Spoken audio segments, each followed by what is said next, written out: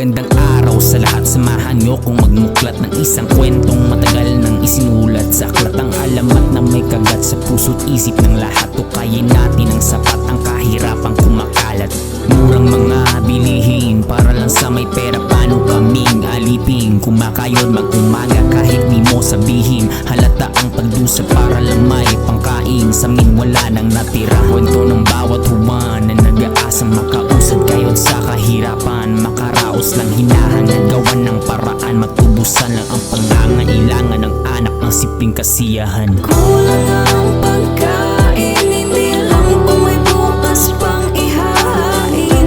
Sa pera ay alipin, pero di pa sapat, ano mang gagawin?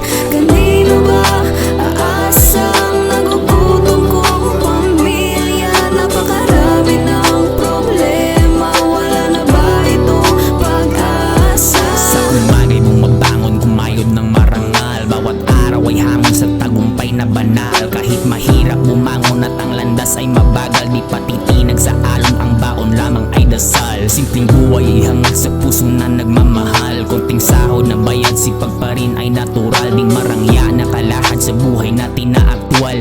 Dangal na kasaad sa paggawa ay kapital. Sa pagkataong tapat ay may ugaling di umaangal.